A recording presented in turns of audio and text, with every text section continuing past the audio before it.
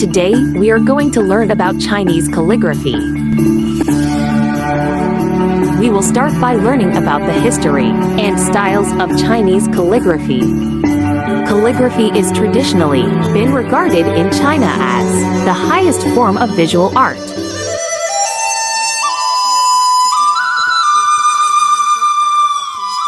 In China, calligraphy is referred to as 书法, literally meaning way of writing. Calligraphy arose from the need for recording ideas and information. Chinese calligraphy is appreciated as an art of turning Chinese characters into images via the pressure and speed variations of the pointed Chinese brush. A piece of calligraphy works is the expression of the writer's emotions, which actually makes calligraphy writing a mental exercise for an artist to coordinate his body and mind for the best presentation of what he writes. This has been widely practiced in China with a long history of more than 2,000 years. Chinese calligraphy focused not only on method of writing, but also on cultivating one's character, and it is usually taught as a way to pursue the essence of life. Development periods of Chinese calligraphy and script styles. The existing earliest works of Chinese writing are the inscriptions found on oracle bones and bronze vessels from the Shang dynasty. These inscriptions were made on the surface of bones and bronze with a sharp-pointed tool. This kind of inscriptions somehow lack the perfection of true calligraphy. The qualities improved during the Han Dynasty when Chinese artisans started working with brush, ink, paper, and inkstone. Horse, car, fish, eye, mountain. These glyphs may not seem familiar to you, but you've certainly met their descendants. We've all seen Chinese characters before, whether on the menu of your local Chinese restaurant or on the back of a gym enthusiast that had a spiritual awakening during their last backpacking trip in Asia. We can understand the appeal these logograms have. Chinese writings are beautifully designed and have an air of wisdom to them. But there's more to Chinese characters than aesthetics. They're a reflection of 3,000 years of cultural evolution. But when did these symbols become part of the Chinese language? And how have they evolved over the years? You're watching Explore Mode, and today we're diving into the history of Chinese characters.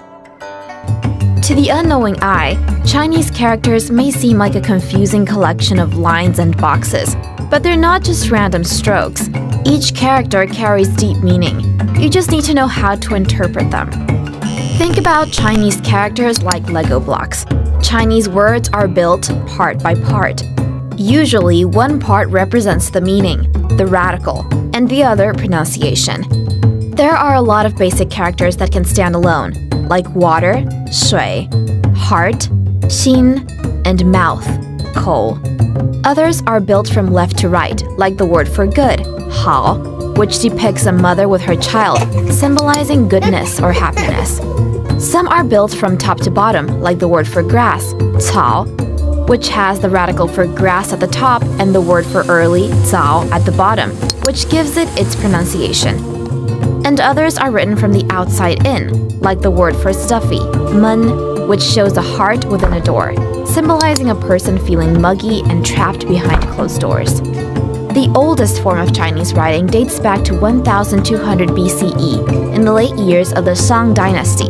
These early inscriptions are called oracle bone scripts, 甲骨文. As you might have guessed from the name, oracle bone scripts, known in Chinese as 甲骨文, were used for divination purposes. Inquirers would engrave their questions on an ox scapula or tortoise shells, which were then handed to a diviner. The diviner would heat up the bone until it cracked and interpret an answer depending on where the fissures grew. Questions at the time covered a wide range of topics, from military campaign strategies to hunting expeditions and dream interpretations. These early Chinese pictograms can still be linked to modern Chinese characters. Take this oracle bone question about the weather as an example. The characters can still be easily translated and understood in modern Chinese.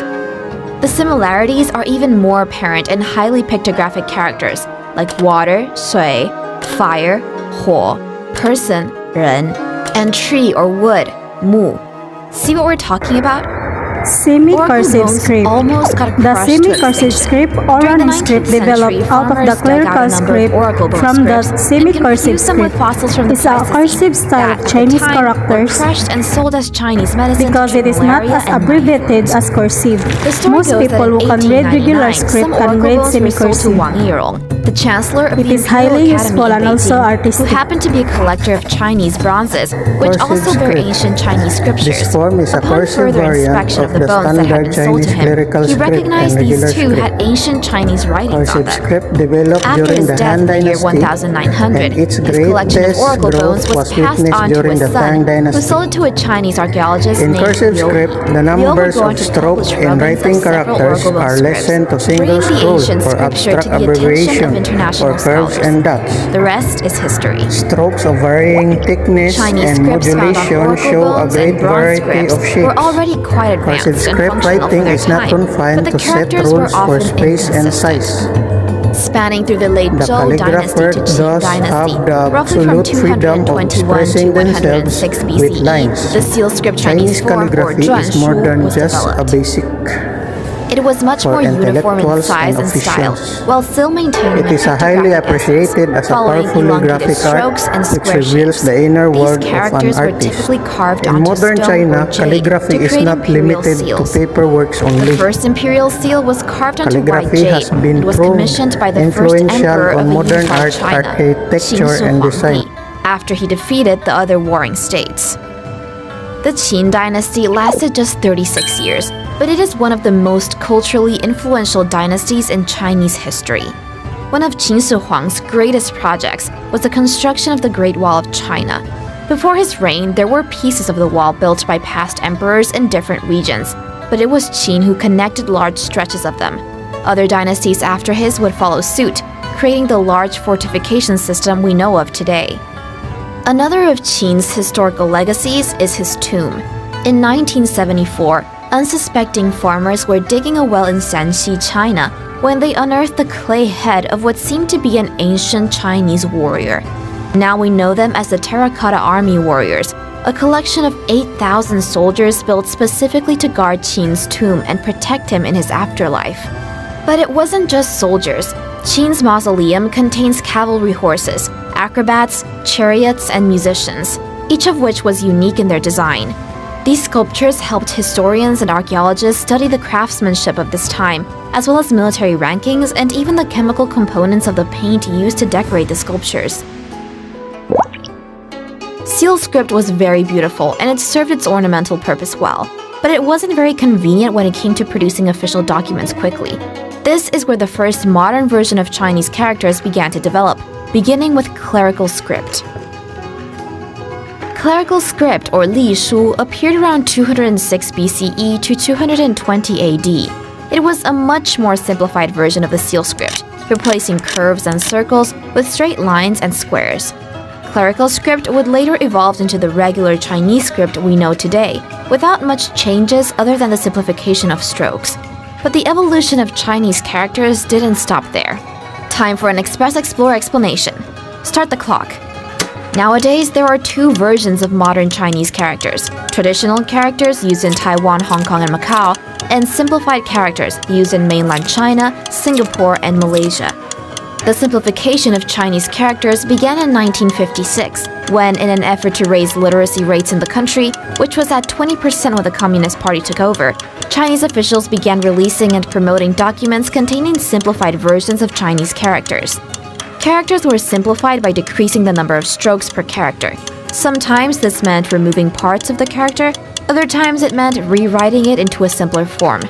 But the simplified versus traditional debate goes beyond education. Many traditional Chinese supporters feel that much of the meaning and artistry behind each character was stripped away during the simplification process. Take the word love, or I, as an example. At the center of the character in traditional Chinese is the character for heart. In the simplified version, the heart is taken away. A more drastic change can be seen in the Chinese word for listen, ting. The traditional version has the character for ear, heart, eyes, and a line separating the heart and eyes to symbolize undivided attention, meaning that to truly listen, one's heart, eyes, and ears have to give undivided attention to whom or what we're listening to. Now, look at the simplified version, which was completely modified from the original. The character on the left is mouth, 口, and the character on the right is 斤, a unit of measurement for weight. No connection can be made between the pictogram and the actual meaning of the word. But Chinese officials weren't just looking to simplify characters. They wanted to create a romanized version of their pronunciations that would help globalize the language. So Mao Zedong tasked Zhou Youguang, an economist turned linguist, with this mission, an offer he could not refuse, literally. Chinese characters were almost completely eliminated by Mao Zedong in mainland China, until an unlikely historical figure advised him against it. Before Mao rolled out the complete reformation of traditional characters, he was contemplating completely romanizing the Chinese language. That is, according to Zhou, until he met with Joseph Stalin in 1949. Mao shared his Chinese writing reform plans with him and asked Stalin for his advice. According to a memoir by Mao's personal secretary, Stalin told Mao, quote, "You're a great country, and you should have your own Chinese alphabet. You shouldn't simply use the Latin alphabet." It took Zhou and a team of linguists 3 years to develop the pronunciation guide we now know as Hanyu Pinyin, based on the 注音符号, the original Chinese phonetic guide. 5 major styles of Chinese calligraphy. Seal style. Seal script, or simply picture script, is regarded as the most ancient form of Chinese writing characters. Initially took its form during the Zhou dynasty. In Qing, variant of seal script eventually became the standard and was adopted as the formal script for China during the Qing dynasty. This popular style was still in wide use in the Han dynasty. Seal script is elegant in style and still liked by people involved in the creation of calligraphy works. Clerical style. Clerical script, or official script, is an archaic style of Chinese calligraphy. The clerical script was first used during the Han dynasty. Clerical script is truly a beautiful calligraphic script type. Flexible hair brushes with supple tips produced effective writing that was not attainable in seal script. Clerical script is square and angular with emphasis on horizontal strokes. Characters were uniform in size and evenly placed within the composition. Existing writing characters on bamboo slips or carved on stones from Han Dynasty are evidences for its popularity during that period. Due to ease in readability to modern readers, this form is still widely used in a variety of applications, such as news headlines, signboards, and commercial advertisements. Regular style. Regular script is the newest of the Chinese script styles. The regular script first came into existence between the Han and Wei dynasty, and the regular script became popular around the 7th century. With clear-cut corners and straight strokes of varied thickness, the regular script went through a crucial period of development and was the most important type of script during the Tang dynasty. During this time, the civil service candidates were graded on their calligraphic skills, along with other traits. The first master of regular script is Zhongyou, who first used regular script to write some very serious pieces, such as Memorial to the Emperor. This form of calligraphy remains as the standard script today. Running style.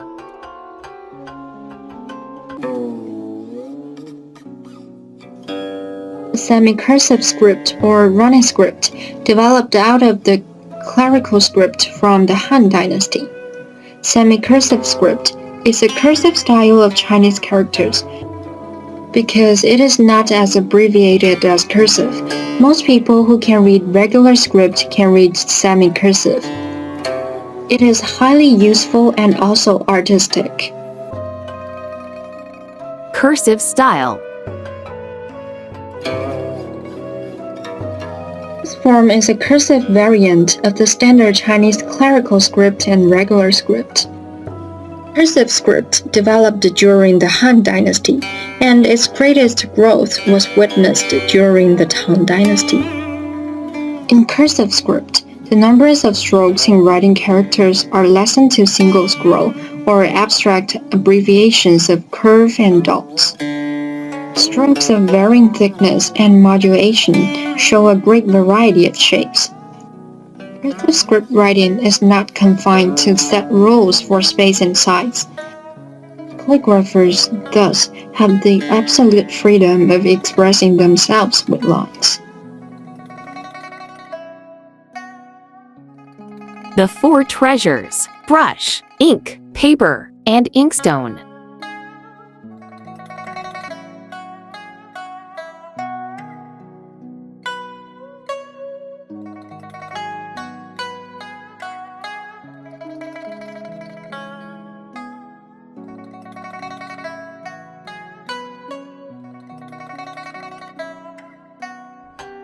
Proper handling of the brush and the 8 basic strokes of Chinese calligraphy.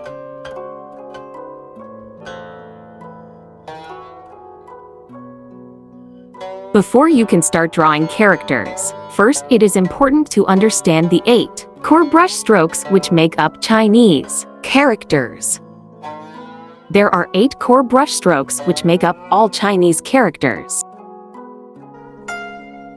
This is a calligraphy instructional video in the art of brush calligraphy, brought to you by the KU Center for East Asian Studies. I'm Randy Hacker, the outreach coordinator for the center, and our calligrapher is Xu Hongying, a PhD candidate here at KU. First thing I'm going to do is to introduce a few of the tools that we use. We have the inkstone, we have the ink, we have the brush, and we have the paper. These were known as the 4 treasures in ancient China. And now Xu Hongying is going to show you how to do the 8 basic strokes.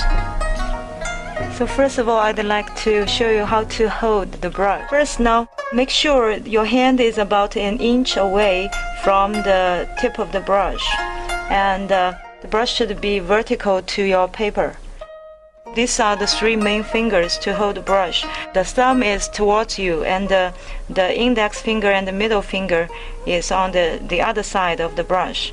And then hold it tightly. And for the rest of the 2 fingers, just lean them against the brush on the same side of your thumb.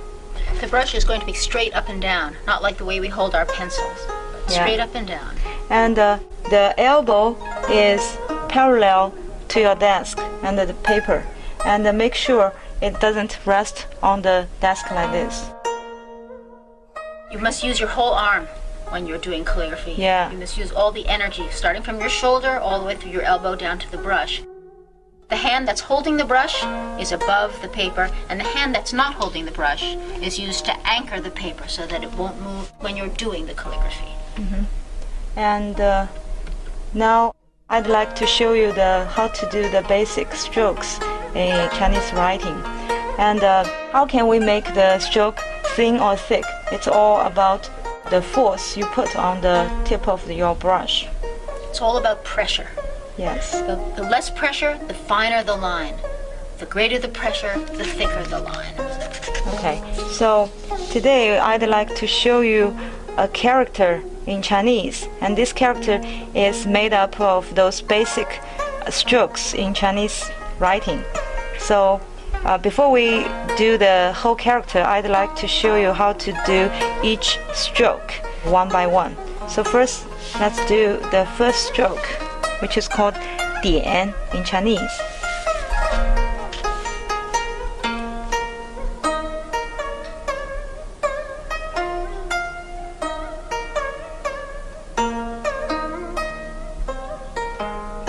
It's like a teardrop, it's like a raindrop. And it's important to remember that this is not painting, this is writing. You're not drawing an outline and then painting in, filling it in with ink. It's writing. And now let's do the second stroke, is called 横 in Chinese.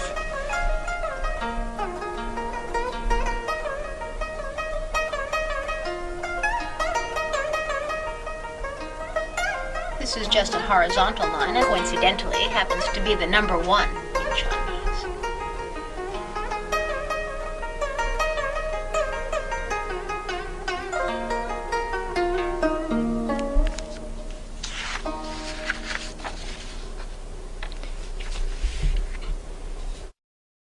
Stroke number 3 is called 树 in Chinese, and number 4 is a hook, and the hook is called 钩 in Chinese. So I'll do number 3 and the number 4 together.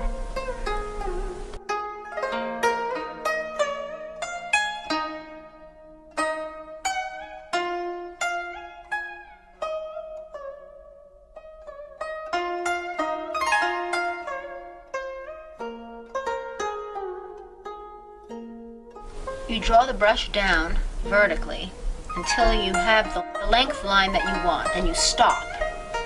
Then you reverse the order of the brush, and as you're pulling it forward, you pull it up off the paper at the same time. That results in the hook and the decreasing width. Stroke number 5, this one, is called 提 in Chinese.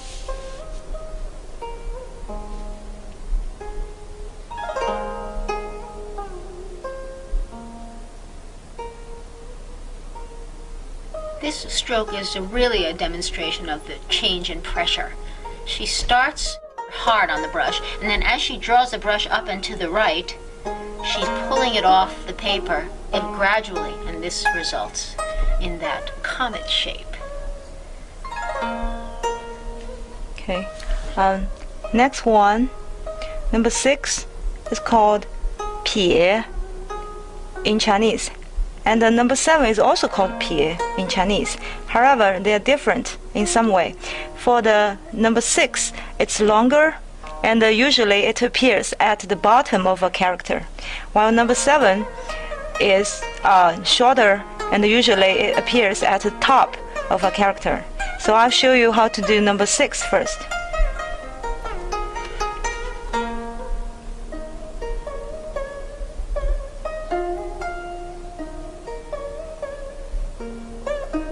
Is similar in a way to the one that she just did, T, because it starts out with heavy pressure, and then as she draws down to the right, it's the opposite direction. She's lifting the brush gradually to achieve the sharper, finer point.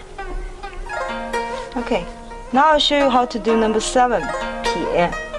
And this one is shorter, so you have to lift your brush and more quickly.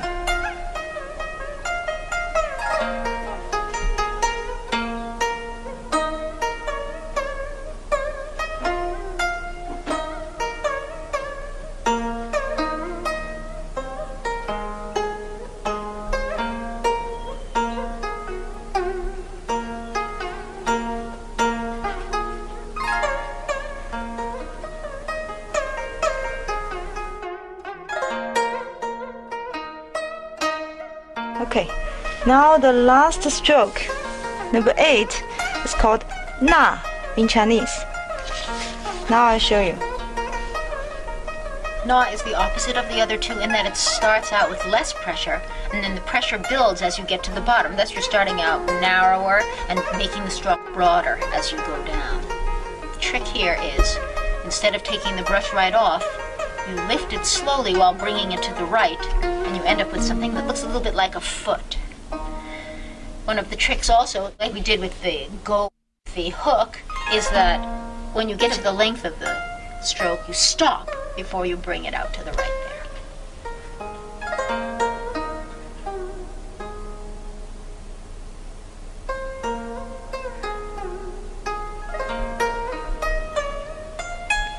Okay.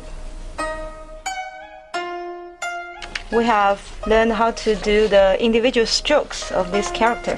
Now it's time for us to do the character. And this character is called 永 in Chinese, and its meaning is eternity. And when you are doing the whole character, make sure you follow the stroke order, which is from 1 to 8. Additionally, you're not allowed to dip your brush back into the ink. You must get enough ink to complete the character with one dip. You can't go back, no repairing either. That's part of the art.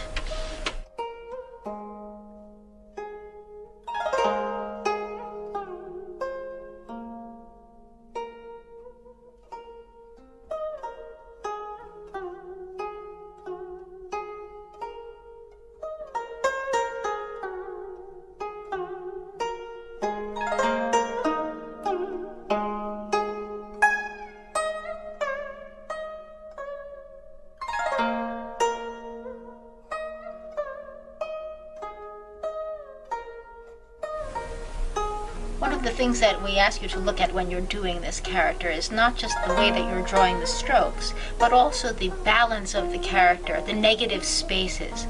Where is each part in relation to the other parts of the character? For example, this part, the space between the left side and the vertical line is something that you have to take into account too. You see it doesn't touch the vertical line, but on the right side, the stroke connects with the vertical line. So you're looking at a lot when you're doing the writing.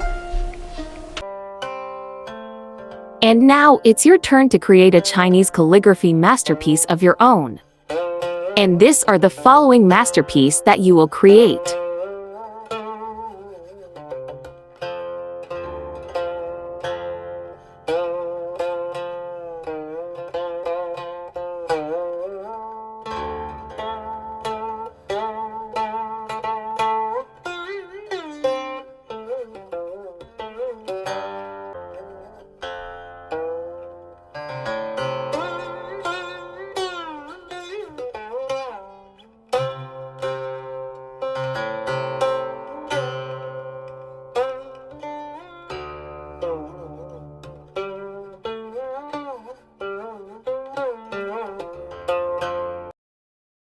Chinese calligraphy is more than just a basic communicating tool for intellectuals and officials.